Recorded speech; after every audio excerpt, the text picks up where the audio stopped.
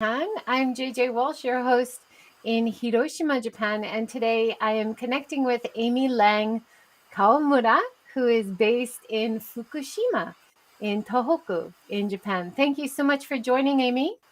Thank you so much for having me here. Thank you so much. So, we connected via Twitter, as many of us good people do who have been on the show. It's amazing.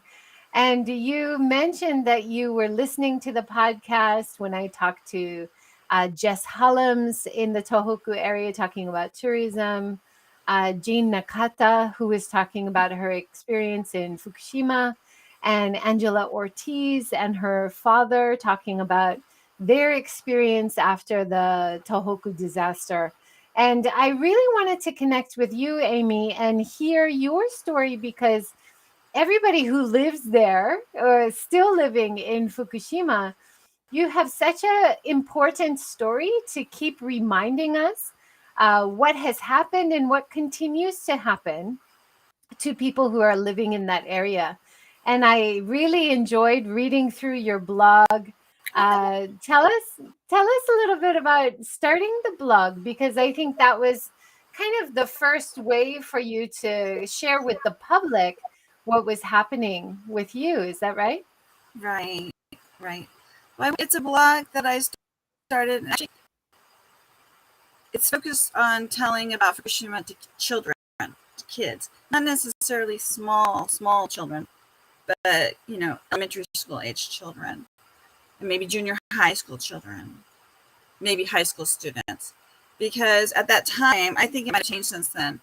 At that time, there wasn't very much for children to learn from. There were a few nonfiction books, but not very much. And one of my fears was that children, curious because they've heard these words, Chernobyl, Fukushima, I was afraid that they would go online and see pictures of mutilated fish or something like that. And a lot of the pictures that are floating around, I've done this before, if you actually check their sources, like the photo might have been taken before 2011. So, a lot of it's not necessarily true, or it might be true, or it might not be true. But you have to be careful with things that are online. So I was afraid that children would go online and learn from sources online, and they wouldn't necessarily be accurate. So I wanted, as a mom myself and a teacher, I wanted a place that would be like kid-friendly and also accurate and unbiased. I try to be unbiased anyway. I know I can't be unbiased, but I try to be. And I try to be accurate. I try at least. And it's all kid-friendly, meaning I try to explain it simply and in a non-scary sort of way. And the focus is on Fukushima, I hope. Actually, that's Yamagata because that's my parents and. No, I love it how it's not just about the disaster. It's about a real person writing about life in Fukushima. And I think that is it's so nice and refreshing. It's not, and you do talk about the news. You do talk about you have a lot of links to local news reports, videos of the official information coming down. There was big problems with misinformation, lots of frustration for people living in Fukushima. But you also show images of you teaching and sharing children's books with local schools, talking about local festivals. I love this one with the dog dressed up. Yeah. Even the dog has a little fan in its back. It's awesome. And you are just such an avid reader. So you donate books to libraries and schools, but you're also avidly reading books that were written about Fukushima. And I think that's a really interesting insight we're not hearing a lot about. Well, I think I myself learn through books. So I really enjoy books. I love books. I'm like, I love books. So, yeah, I want to share my love of books with children, and so I was, and then this stopped recently due to the coronavirus. I was a library volunteer. So I would go to the local elementary school and help with library, like finding books and things like that. And as far as like the disaster goes, I mean, the thing is, Fukushima, I guess no matter probably wherever you live in Fukushima, it's really just a place where people live. And I mean, you live in Hiroshima City, right? So I mean, it's not like disaster. It's a place where people live with its own culture. So I think most people here just live life. But of course, for many people, their lives were affected. I don't want to give the impression that people's lives weren't affected, because they were. But life goes on. Yeah.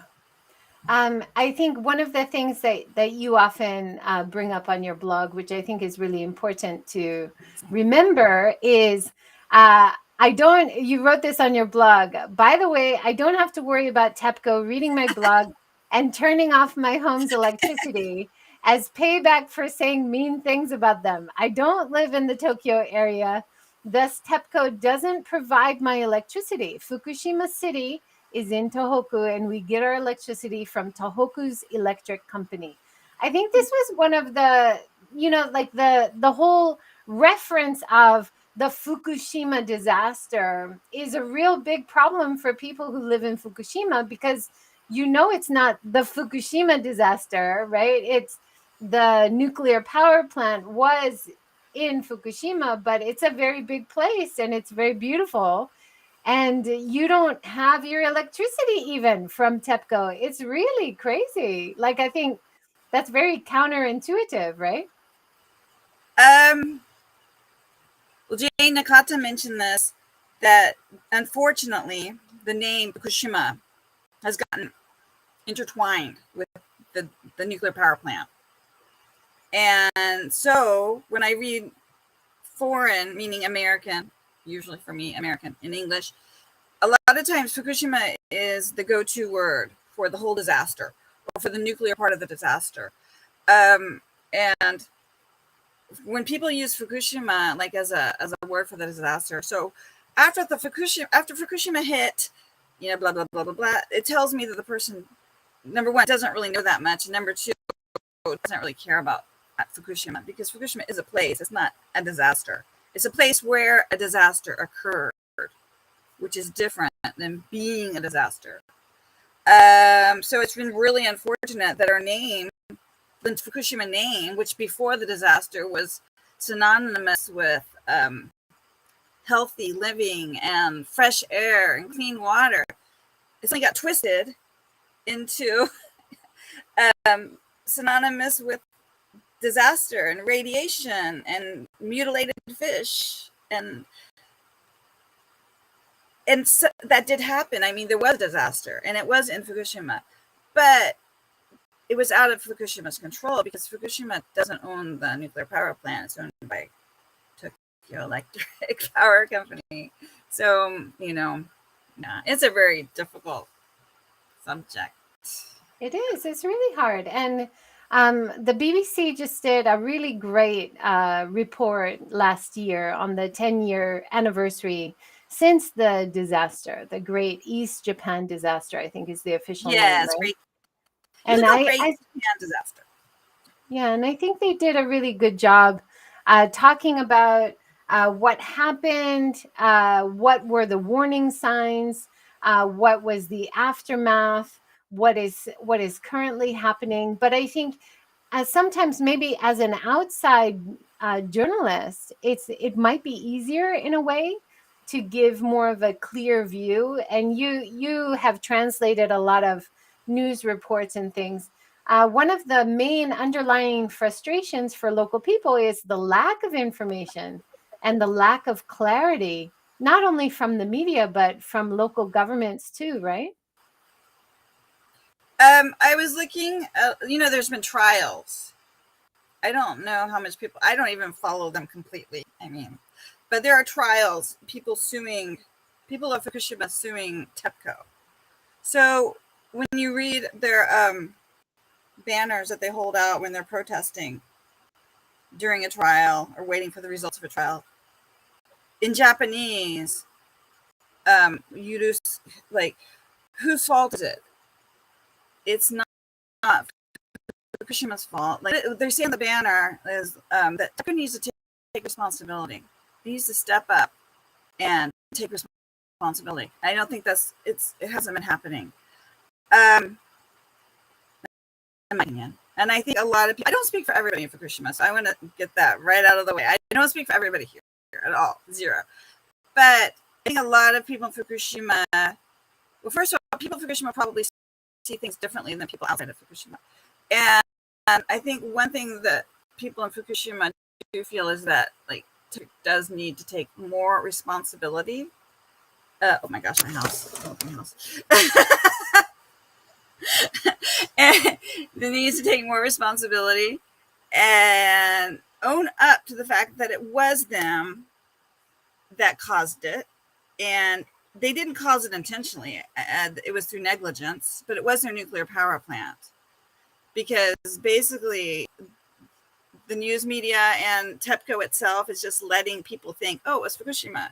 So I feel like history is changing, and that 30 years from now, it's just going to be called Fukushima, Fukushima, Fukushima. If people don't understand the link between a nuclear power plant and the huge city that it serves, they're not going to understand how much electricity that a nuclear power plant can produce. That's what's great about a nuclear power plant. It produces so much electricity. But that electricity at Fukushima Daiichi was not for the people of Fukushima. There are only 2 million people here. That's like less, I think, Kansas, 2 million people in Fukushima Prefecture. So that Daiichi, with its 6 reactors, and they were going to be more built. In 2011, they were planning to build more reactors there. They were going to make it bigger.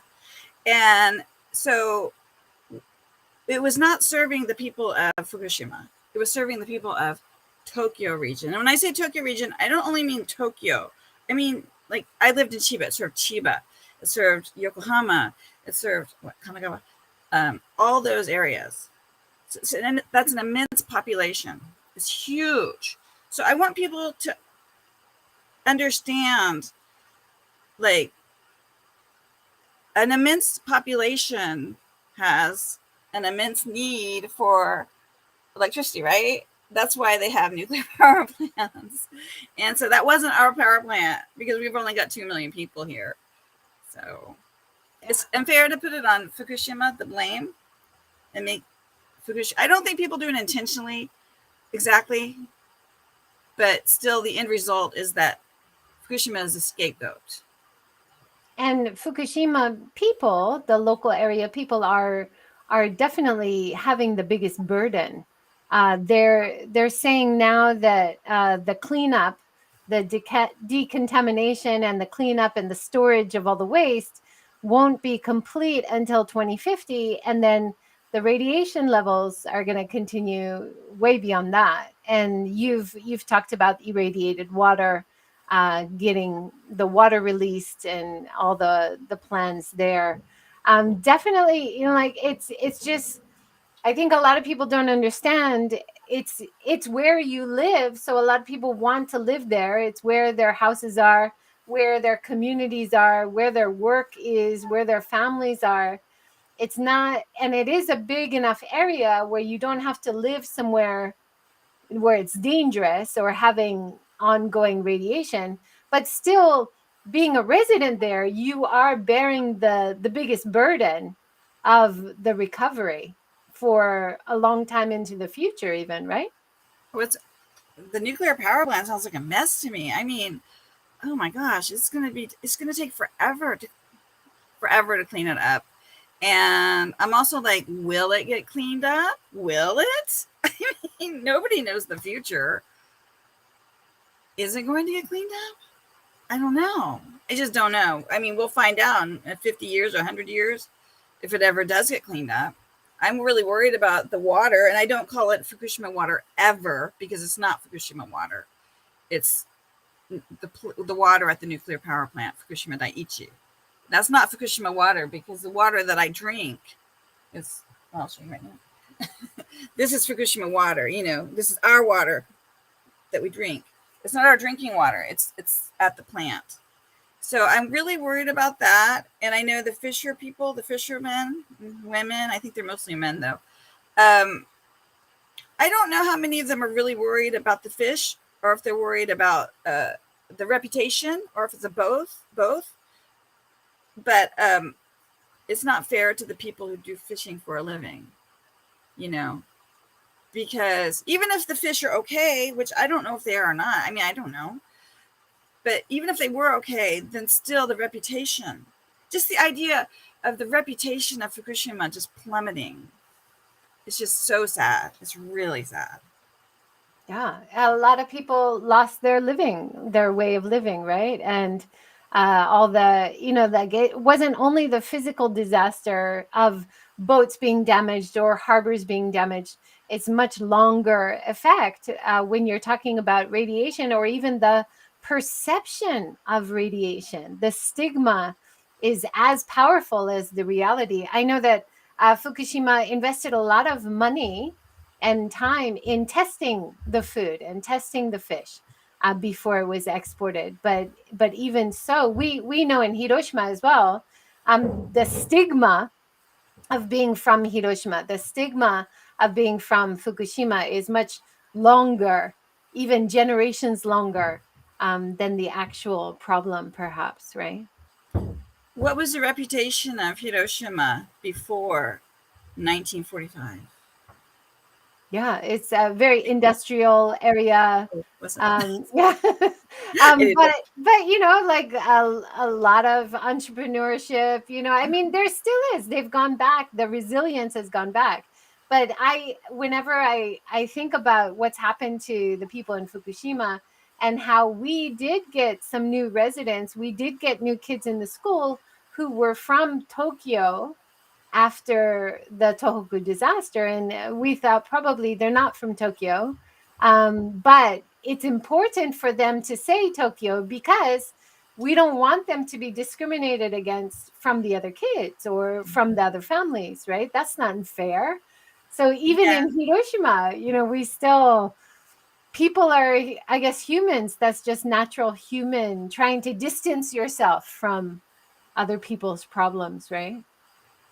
I have two things to say about that. First, well, the second point you made about them saying, I didn't realize that they were saying that they were from Tokyo. When we went to Yamagata, everybody knew we were from Fukushima. But in one of my manuscripts that I wrote for kids, she goes, her dad's American, so she goes to live in America. And her dad says to her, don't tell people you're from Fukushima. So she's like, okay, I won't tell people. She's like, why not? Right? Because it's supposed to be right after the earthquake. And so she goes to the school and they say, where are you from? She says, well, I'm from Liechtenstein. And I just thought that was hilarious because it's like, I just thought it was funny to, like, instead of saying you're from Fukushima, to say you're from Liechtenstein. But the first point, when I asked you about the reputation, the reason why I was asking you that is because the reputation of Fukushima before 2011 was a place of clean air. I mean, when I lived in Chiba and I told the people there that I would move to Fukushima, they said to me, oh, it's a wonderful place to raise a family. And this was in 2006. Okay. They said, it's a wonderful place to raise a family. And I had a son. And I said, well, why? I mean, because I didn't know anything.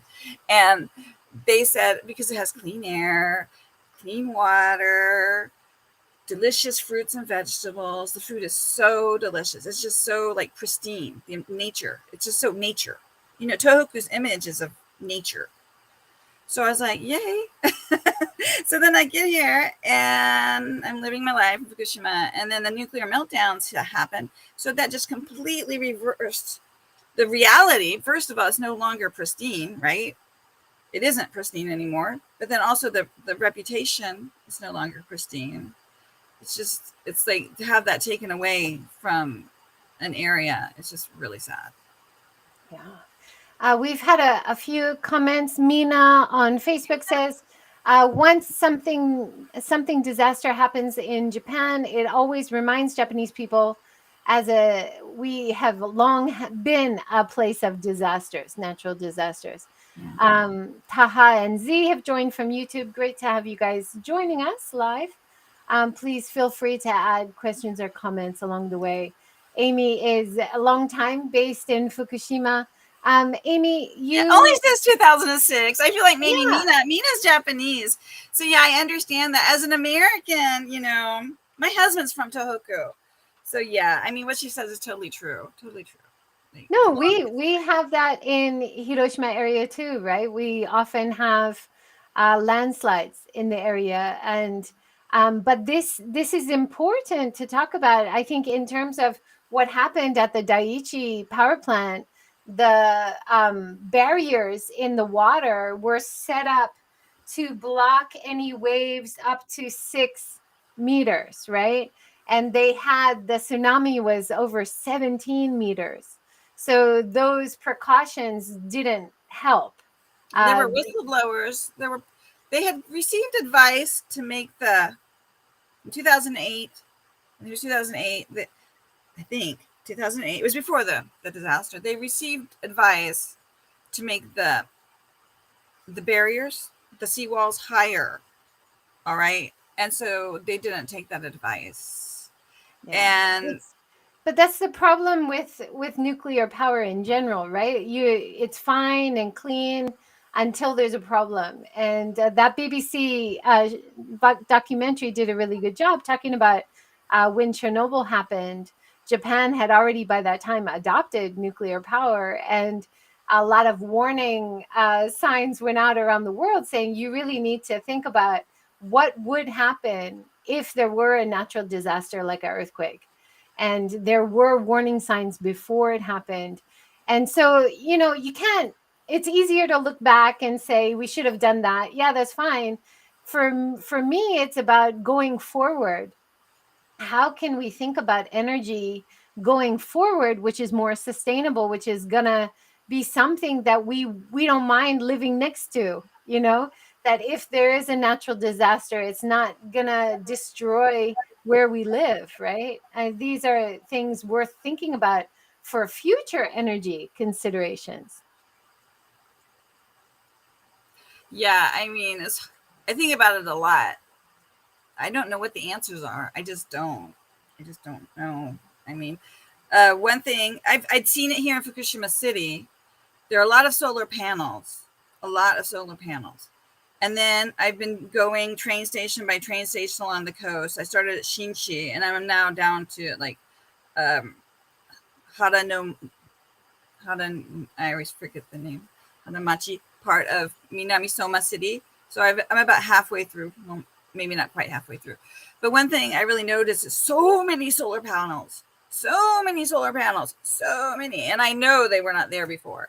Uh, I think basically Fukushima has said, no way, Jose, to nuclear power from now on. It's like we're going to be green energy. And when we say green, we mean like something that won't kill us if there's a disaster. It won't hurt the environment so much. But so basically what happened was I went to Shinchi and they had a beach nearby. And I went train station to train station. So I went to the beach.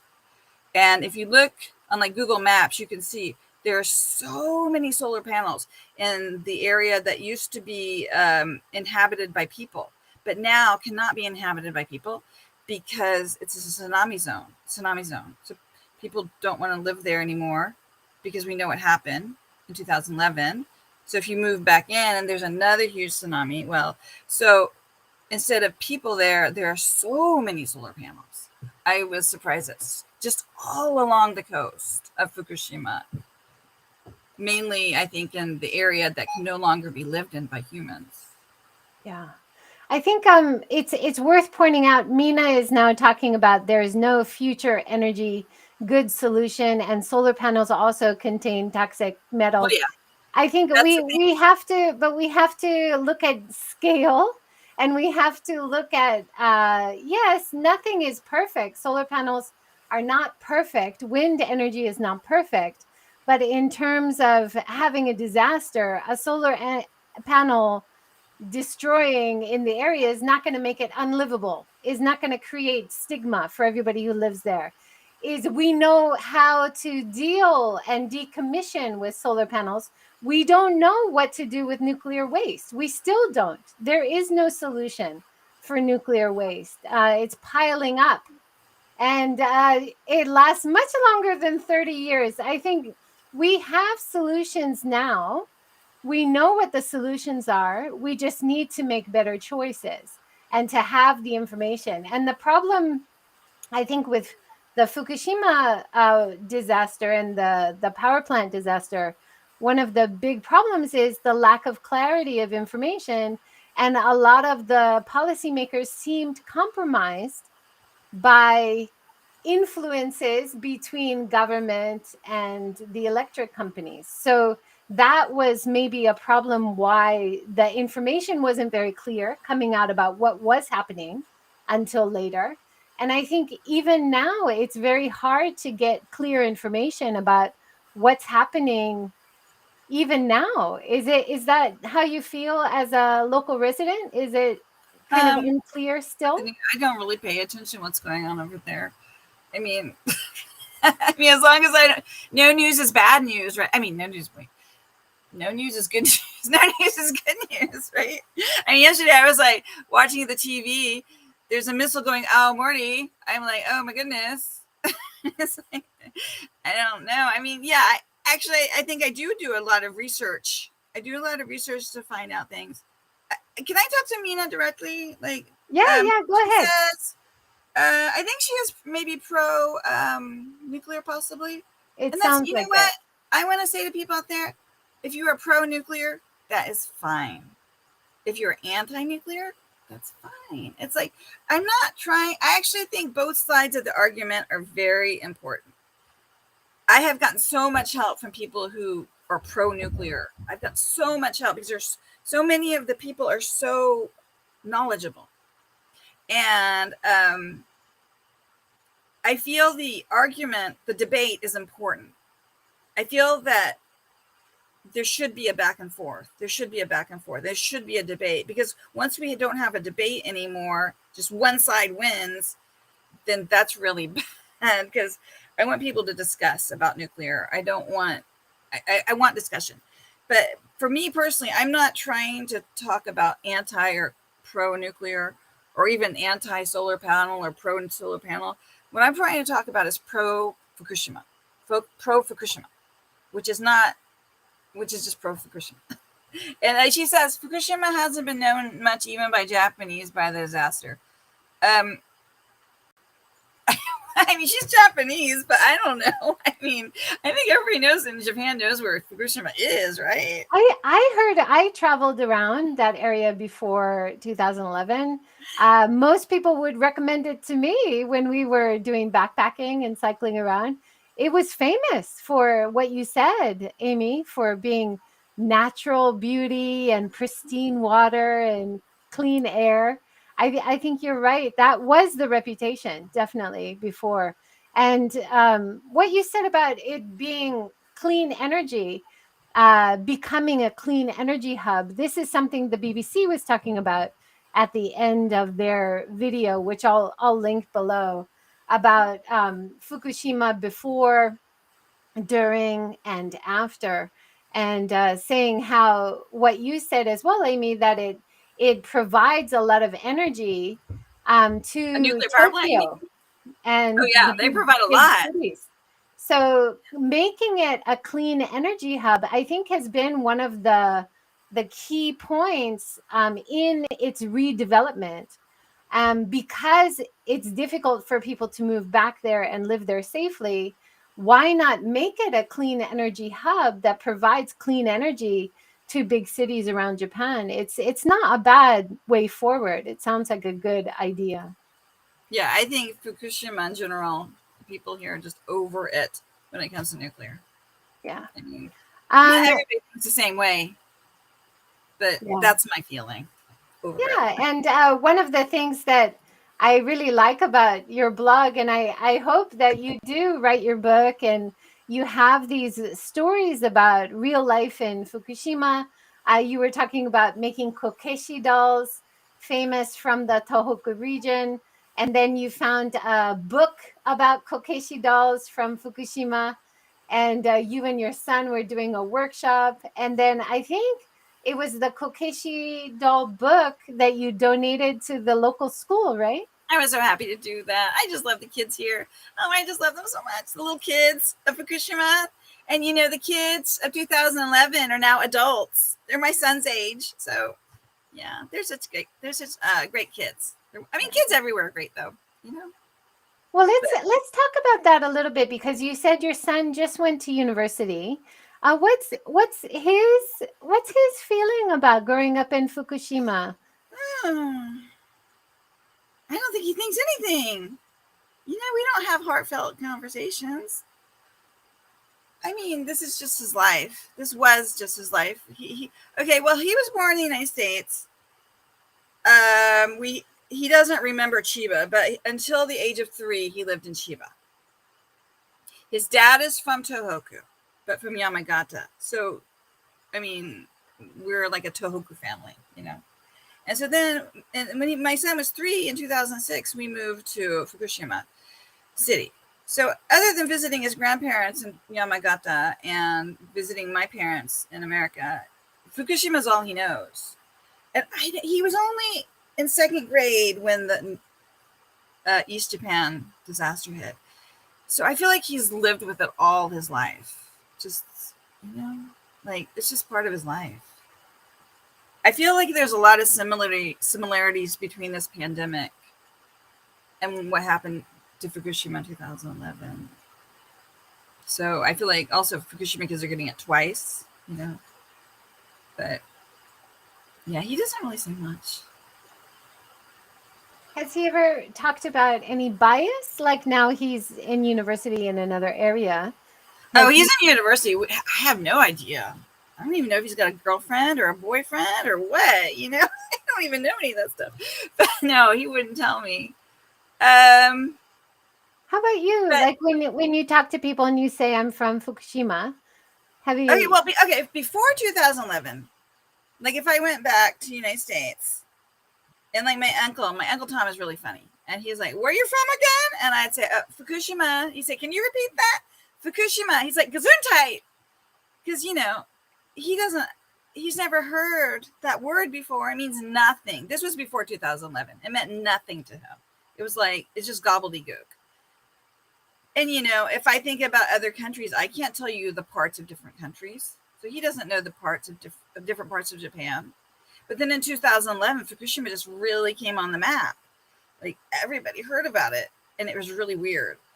And like, I don't tell people I live in Fukushima, though. I don't even know what people's image is of Fukushima, in the United States, because I don't live there anymore. I'm in Fukushima so much, but I do know what people read because I read it too. I do want kids to grow up knowing accurate information. I want them to have accurate information. Yeah. Will you, on your blog and on your now, I think more updated is your Twitter feed, and you're often sharing information about sites in the area and famous historical things or heritage. I think that's really important to keep reminding people.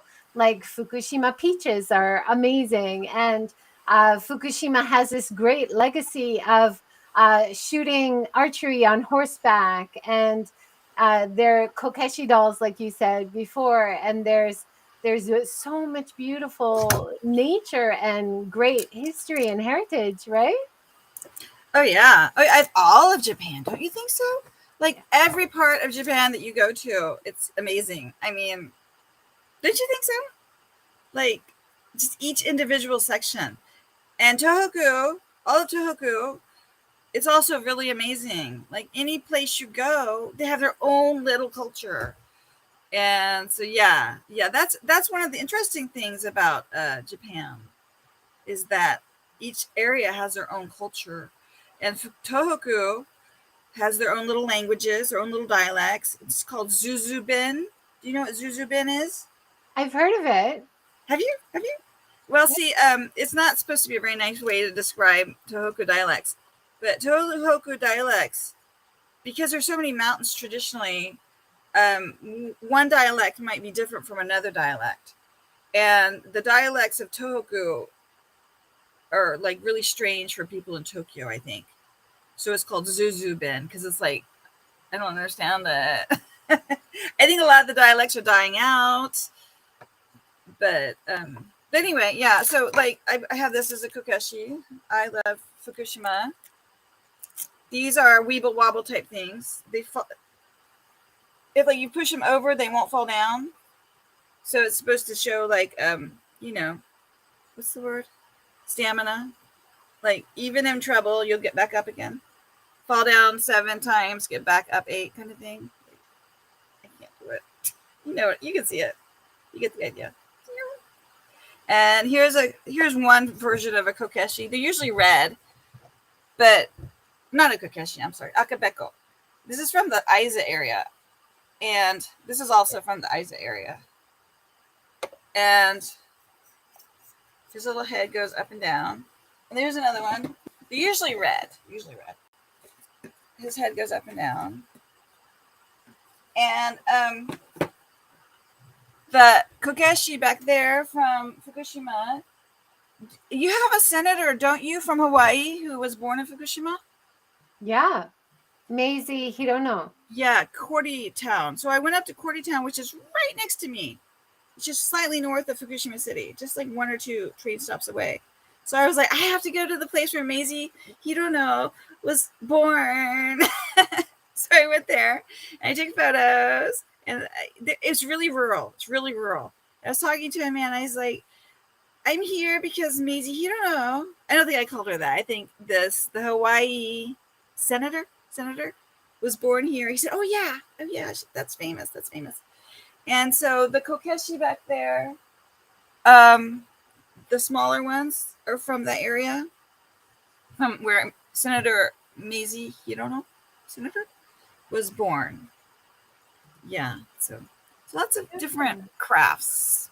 Well, there's, because thanks to you and you sharing all these great places to see and great things to do in Fukushima, it's not just about recovering from the nuclear disaster. It's still a very vibrant, many vibrant communities around there, and lots of great things to see and beautiful places to visit. And when I see your blog, when I see your posts about the libraries, about Halloween, you get all dressed up for Halloween. This was hilarious. And Yeah, I was Hanukkah the toilet monster. bringing American culture to your local school kids is so fun. And then I love this visit you did to Kameoka House. That was a nice really area. beautiful. That's a nice place. And when I was there, they said a lot of the Kameoka descendants moved to America. And so they're in California now. So if your last name is Kameoka, you might be from Fukushima. Kame is turtle.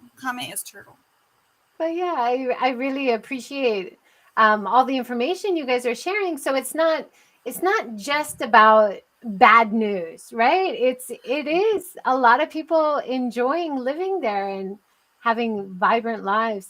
Kyle says, thanks, Joy and Amy, for finding the best of life and opportunities for improvement. Thanks, Kyle. It's great to have you here. So, Amy, talk a little bit more about what your outreach kind of philosophy is for communicating Fukushima to kids and kids' education. Well, my goal is, here kids in Fukushima, the kids here already know. I mean, they live in Fukushima.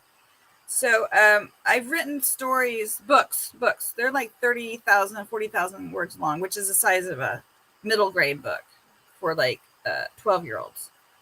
And I've written a few books, and I've revised them, and I've queried them. And hopefully, fingers crossed, someday, hopefully. I mean, now there are a lot more books out there than they used to be, so that's good. For kids, there's a lot more, because I think that if kids hear about things like nuclear meltdowns, if they hear the word Chernobyl and they hear the word Fukushima, they're going to have so many questions. I don't want to present it as a horror story. And I also don't want to present it as fiction either, because it really did happen. It's not a horror story. It's a very sad story. It's not a horror story. Well, I mean, some people might consider it a horror story, but it's not like a horror story that's entertainment. You know what I mean? Like you go to the movies and you eat your popcorn and you watch a horror movie and it's fiction. It's not that. It's a horror story that really happened and it's very sad. Both the meltdown in Chernobyl area in the Ukraine and the meltdowns here in Fukushima. So I don't want them presented as entertainment. And I want kids to learn and to embrace the communities, because it's not only with nuclear meltdowns. Anytime there's an earthquake in a country, we want to learn about the people, not just, oh, there was a terrible earthquake in that country, but we want to learn about the people that were affected by the earthquake or the typhoon or the whatever it is. Yeah, that's very similar to why we want people to come and spend time in the Fukushima area, to come and spend time in the Hiroshima area. We don't want them to just come and take a picture of A-bomb dome and see the horrors of the past and leave. We don't want them to go to the radiation museum and just take pictures of disaster and leave. We want them to spend time there, engage with local people, and to connect with how people are living there, how they are dealing with past disaster and finding ways to move on, right? I think there's a lot of history. I don't know. I actually do not know very much about Kansai. You're in Kansai, right? Is that Kansai? Chugoku. Yeah. Sorry. Yeah, Chugoku. I don't know much about Chugoku and Chubu and Kinki and Kansai. I don't know much about any of that. But Tohoku, what was I going to say? I forgot what I was going to say. But, what was I going to say? I don't know much about Hiroshima, but as far as Fukushima goes, I remember there's so much history. There's so much history, and if you don't understand the history behind certain things, you might not enjoy it as much. And there's a lot of history in Japan, don't you think? Like a person who's from America might go to a place and take a picture, move on, but if you know the history, it means a lot more. I'm not talking about only with disasters. I'm talking about like with everything. Like virtually everything here is historical. You know, like the horse festival. That's absolutely true. I do a lot of tourism consulting and do tours myself. And if you can tell people not only that pretty symbol on the roof tile of the temple, it's not just a pretty symbol, it relates to a family, and that family, they were ruling this area, and they're also the ones who made that garden that we just saw. If you can make connections for people because of your a little bit deeper understanding of history or things that have happened, definitely helps them enjoy it more and appreciate it more and connect to the local people better, right? Yeah, I think that before the earthquake, we actually didn't get a lot of foreign tourists in Tohoku.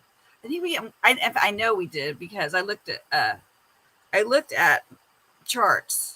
So it actually went up after and then down, of course. Jess was saying, Jess Hallam, she was saying Tohoku region has notoriously had the lowest number of international visitors for many years, even before 2011. Yeah, but we did have a lot of tourism. And the reason why we had a lot of tourism was because it was from other Japanese people. And the Japanese people, you know, they know the history. And it's not so far away for them. I mean, to go from America to Japan is really far, but to go from Tokyo or from Osaka to Tohoku is not so far. And they learn the history in school, or they can read a book about it, and it means so much more. And considering most people will come to Japan via Tokyo, it's so easy to get to the Tohoku area by train, really fast train, right up there. It's only about 2 hours away, right? Yeah, or you can take the Joban line on the coast, which is a slow train, but it's very leisurely. Must Yeah, be just all beautiful. these different. It's like a choose your own adventure book. It's like this way or that way or that way, and almost every place in Japan is safe. I don't want to say you shouldn't take care because you should take care, be careful. But I feel like I've never felt unsafe just kind of wandering around Tohoku. Yeah. Do you have any other favorite areas you would recommend to visitors? For We Tohoku, talked we around your Fukushima area. or So Fukushima, you've got so many beautiful photos of local sites that you've seen, lots of libraries, and you mentioned how libraries were so important because a lot of kids couldn't play outside in 2011, right? So the libraries became even more important then. right, right. Well, we couldn't play outside. It was kind of the opposite of COVID. We couldn't go outside for a while. Or the kids couldn't play outside. The kids had to play inside. But then with COVID, you're supposed to go outside, because stay outside. But if somebody's coming to visit Fukushima City, I have this is Mount Azuma. We have a lot of mountains. We have a lot of mountains around us. Here's Shinobu Mountain, Shinobu. And so one of the attractions of Fukushima City, and I think all of Tohoku, are the mountains and the hot springs. So you can go to a hot spring, which is what people in Japan usually do. And you can go to the Aiza area. The Aiza area was the first place in Fukushima that I ever visited because I was on the JET program in Chiba, and the school trip was to the Aiza area. And I have back here. So this is Fukushima. Tokyo is down here. Chiba's down here. So this is the Aiza area. This is where I live, Fukushima area, and this is the coast. This is the coast. So Fukushima is divided into three sections: the coastal area, and then the middle area, and then the Aiza area. And the reason why they're divided into three sections is because mountains are between each section. So nowadays it's not such a big deal, because we have buses and train. No, we have actually trains don't go, but we have buses, right? So nowadays you can drive a car over the mountains or through tunnels, but traditionally people couldn't go from one side of the mountain to the other. So things tended to go north and south rather than east and west. So each area is different. And so probably the most historical part of Fukushima is Aiza region.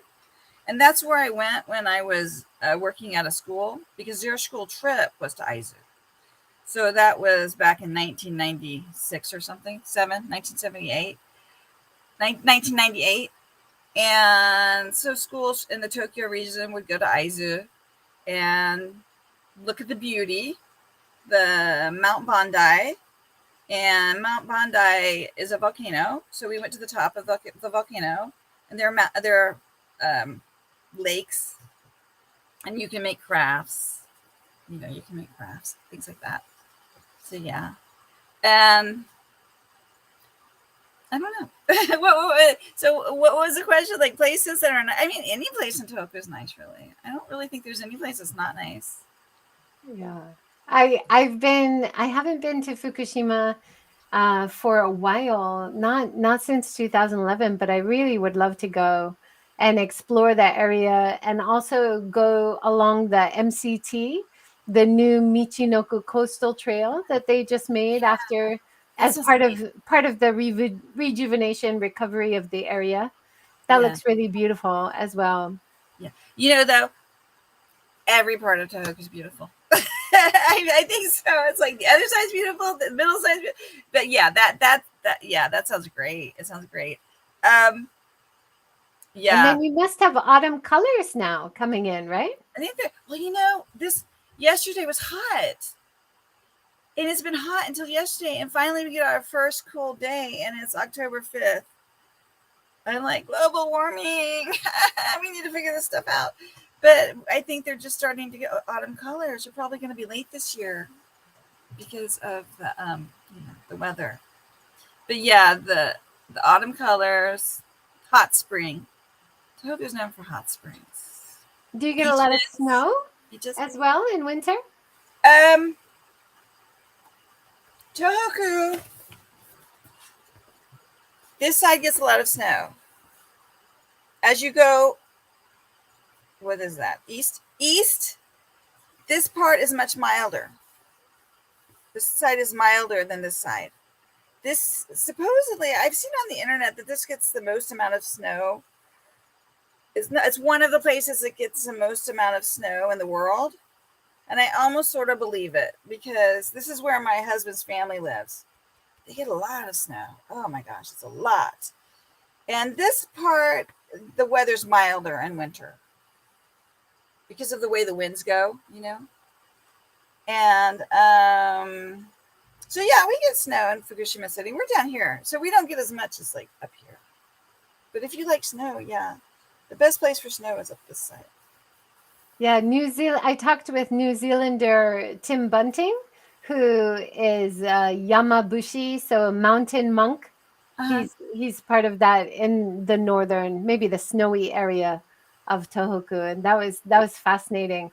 You're right though, Amy. It's like region to region, even across from one coast to the other. The weather is so different, and the cultures must be so unique and different in each area too, right? Yeah, because the mountains traditionally separated one area from another. So yeah, yes. Yeah, like Yeah. my husband, he's from Yamagata, but he doesn't speak Yamagata dialect. He speaks the dialect of his little section of Yamagata. Like you think the whole area would be the same dialect, but no, each section has a different dialect. Yeah.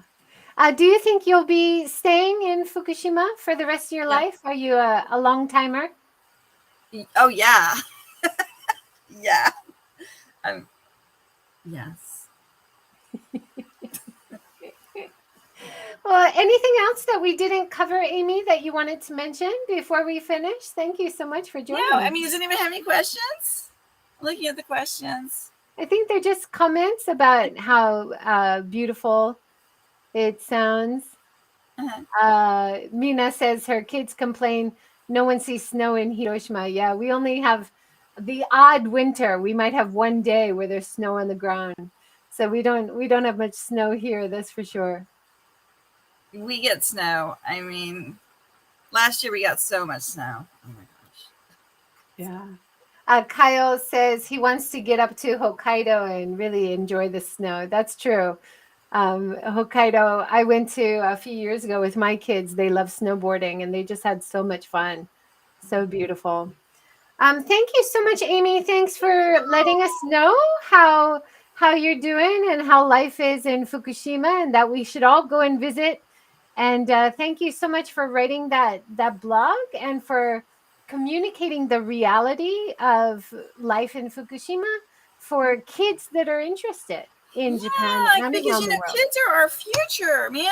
I don't really care if adults learn because adults are adults, but kids need to learn because they're the ones who are going to be developing the new ideas.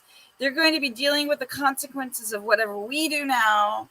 So I want them to really know about it, but not in a scary way because I feel like there's so much fear, scariness out there that I just want to be like friendly because Fukushima's a friendly place. Well, I think you said it before, and that's such a good point, is that we just need to have more open discussions. And we need to be sharing our reality and sharing the news and sharing information and then discussing things from all sides because we are still learning the better ways to live our lives, the better ways to make energy, the better ways to have economically viable societies, right? These are all big issues that we all need more discussion about.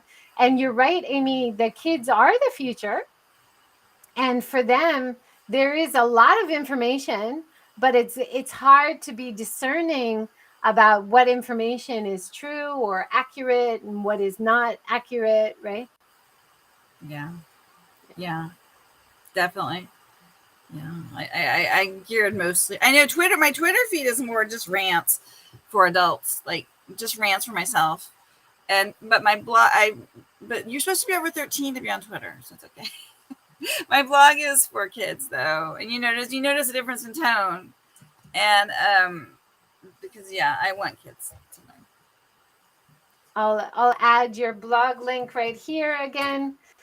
There's a variety of information from going through in 2011, a lot of news information, but a lot of great insights about life and sightseeing and books in the Fukushima area as well, Amy, from your life. So thank you so much for doing that and sharing it with all of us. Thank you so much, JJ. Yeah. Thank you so JJ. much, JJ, for having me here on Inbound Ambassador. Right, I got that right. You got it. You got it. Inbound Ambassador podcast. I'm so happy to be here. Arigato gozaimasu. Thank you so much. Kochira koso. Thank you so much. Thanks for sharing your insights with us. And thank you, everybody, for joining us live. Thank you, Mina. Thank you, Kyle. Thank you, all of you. Zehi kite kudasai. Come to Fukushima. Let's go all visit Amy in Fukushima, definitely. Thanks, everyone. Have a great day. Thanks. Bye.